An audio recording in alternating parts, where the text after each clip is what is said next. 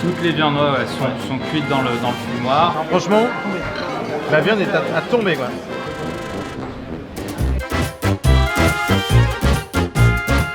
Bonjour les gourmands, on est content de vous retrouver. On avait hâte. Alors aujourd'hui, on est parti pour de nouveaux épisodes. On est à la Porte de Halle, Bastien. Où est-ce que tu m'emmènes? Alors aujourd'hui, Flo, je t'emmène dans un endroit où on a déjà été. On y mange du pain de maïs, on y mange du coleslaw, mais surtout de la viande succulente qui a fumé pendant plus de 10 heures. Ça, je sais, Holy Smoke. C'est exactement ça. Viens, on va rencontrer Agathe et Gabriel.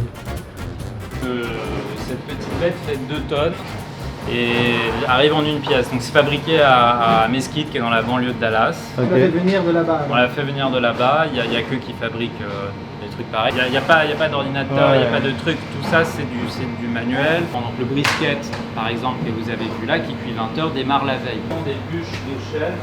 Voilà. Tout le jeu de la journée, c'est d'avoir un feu stable en température et stable aussi sur le rythme. Il n'y a rien qui dit que c'est prêt, c'est bon, c'est les yeux, les mains, voilà. Et chaque jour c'est différent parce que il y a 1 million de paramètres. Attention à toi parce que c'est très chaud, c'est très lourd. Et ce mode de cuisson qui, entre l'humidité qu'il y a dans le fumoir, la fumée elle-même, la réaction de la viande avec la fumée, donne une texture et un goût unique qui est propre à ce mode de cuisson. C'est-à-dire qu'une viande, le fumé donne une certaine texture. Si on cuit un morceau de viande au four pendant 6h45, on cuit ce même morceau de viande dans le fumoir pendant 6h45 à la même température. Il y a certes un goût de fumée, mais ça apporte une texture.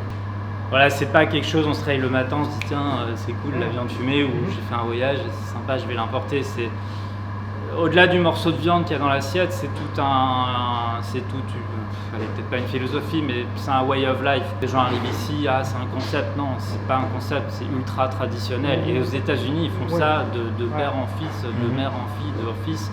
Tout le monde fait ça. Donc, il faut voir ces gens, il faut voir les mains de ces gens, il faut voir ces gens travailler, il faut voir les gens faire la file 3 heures pour avoir un morceau de viande, pour comprendre ce que c'est, et que c'est pas uniquement c'est un goût sympa, c'est tout un package quoi. Le barbecue américain globalement c'est le low and slow, la cuisson directe. Le barbecue texan, ils sont plus pointus, c'est-à-dire que eux ils font du bœuf, ce qui est déjà particulier par rapport à d'autres terroirs de barbecue américains. Ils assaisonnent au sel et poivre. Donc ils ont une approche qui est très pure entre guillemets du barbecue. Et qui est totalement. Pas plein de sauce. Les Texans c'est pas du tout ça qu'ils font. Agathe, elle a toujours une connaissance des bourbons, de tout l'univers du whisky américain.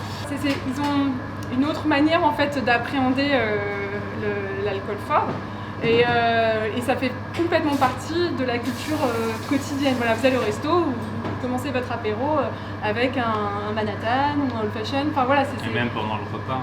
Donc, évidemment que les gens boivent du vin et de la bière, mais cette idée d'avoir des cocktails avant manger, pendant manger, c'est un truc qui est très américain. Donc on a plusieurs plateaux de viande sur lesquels on met un petit peu de chaque chose. C'est aussi cet esprit de convivialité qu'il y a dans les barbecue joints aux États-Unis. Alors chez Holy Smoke, on commence toujours le repas avec un cocktail. Santé.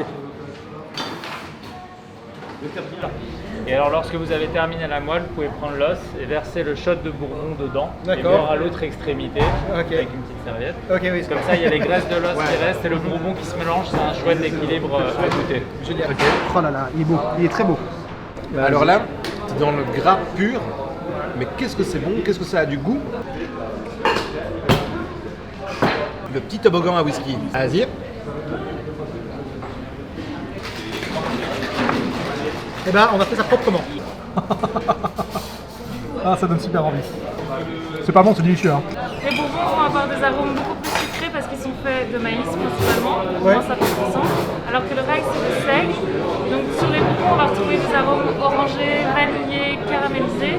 Et sur les rails on aura plus quelque chose d'épicé, voire floral, beaucoup plus sec en bouche. Alors là vous avez sur le meat lover. Il y a une saucisse de porc qui a été fumée pendant 4 heures, des travers de porc ribs fumés pendant 7 heures et donc du brisket partie flat fumé pendant 20 heures. Là vous avez le brisket partie fat Donc c'est le même que l'autre, simplement voilà, c'est partie fat, c'est partie plate. Donc brisket, moins de poitrine de bœuf fumé pendant 20 heures. Donc vous allez voir, il n'y a pas de mieux ou moins bien, c'est des textures, des goûts différents selon.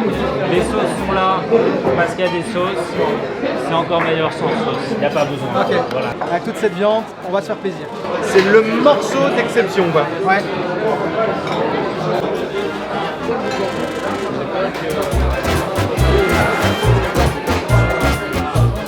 C'est tout le concept. Viande et whisky. Je fais pas comme toi. On mange avec les mains. Après, sinon, on a aussi on a une liqueur de bourbon qu'on fait maison avec des épices, anis, tout ça. Donc ça, on le fait infuser ici. Ça fait la 3e fois que je viens et je pense que je reviendrai bien encore 4 ou 5 fois. Ouais. Et bah quelle bonne soirée. Ah ouais, vraiment. Oh, on a bien mangé. On s'est régalé, Ouais. c'était top.